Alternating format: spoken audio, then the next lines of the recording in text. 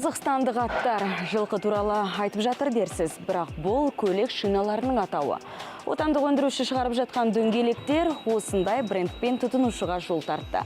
Мейдің кезе түсірілім тобы бүгін Қарағанды облысындағы айтулы кәсіпорынның жұмыс барысымен таныстырмақ.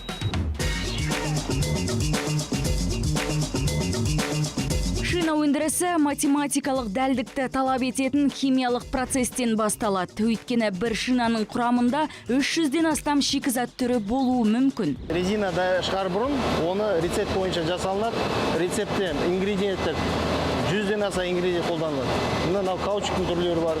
Түрі синтетический, натуральный ол резинкенің не үшін жасалатынына байланысты. Жеңіл автокөліктің шинасы үшін 11 түрлі резина пайдаланылады, ал жүк көліктері 14 қоспадан жасалады. Сондықтан өндіріс барысында ешқандай қателік жіберілмеуі тиіс. Дәлдікті Еуропа, Қытай мен Жапониядан алынған заманауи технологиялар қамтамасыз етеді. Идет автоматическая дозировка химикатов. Бұл жерде резинге қоспасына кіретін химиялық заттардың дозасы автоматты түрде енгізіледі. Яғни салмағы, қоспасы қажетті мөлшерден артық шықпас үшін қатаң бақыланады.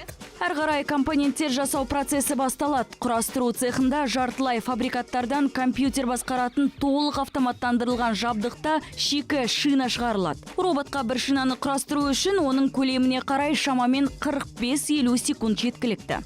После поступления полуфабрикатов. Жартылай фабрикаттар құрастыру станоктарына түседі. Осында шинаны жинақтау процесі жүзеге асады. Шинаның түріне қарай оның қабаттары әртүрлі барабандарда жинақталады. Одан кейін шикі шина дайын өнім алынатын вулканизация цехына жіберіледі. Шина 105 градусқа дейін қыздырылып, содан кейін суытылады. Бұл да автоматтандырылған процесс. Жалпы зауытта шинаны жинаудан бастап вулканизацияға дейінгі жұмысты қамтамасыз ететін 800-ге жуық жабдық орнатылған. Здесь прессах. Мұнда 205 градус температурада 25 атмосфералық қысыммен шиналардың жасаудағы негізгі процесс вулканизация жүреді. Осы кезеңнен кейін шиналар сапа инспекциясына барады. Онда өнімнің сапасының сәйкестігі толық бақыланады. Вулканизация процесінде пресс 140 тонна қысыммен жұмыс істейді. Бұл жағдайда автомобиль шинасы деп аталатын толық дайын өнім туады. Зауытта өндірілетін өнімдердің сапасын бақылау 200%-ға жүзеге асырылады. Әрбір шина міндетті визуалды және автоматты бақылаудан өтеді. Шиналар жол қозғалысына түскен сияқты толық жүктемеде арнайы стендке салынады. Ал жүк көліктері шиналары рентген аппаратында тексеріледі. Сапа бақылауынан өтпеген өнімнің резинасы кесіледі, яғни сапасы шина саудаға шықпайды.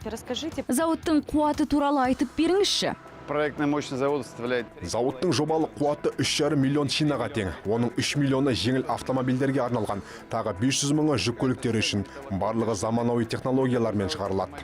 Зауыт 106 мың шаршы метр аумақты алып жатыр. Бұл 15 футбол алаңының ауданымен пара-пар. Мұндай масштабқа қарамастан кәсіпорын 36 айда салынып біткен. Қазір шина шығаратын зауытта 800 адам жұмыс істейді. Олардың басым бөлігі сарандықтар мен Қарағанды облысының тұрғындары.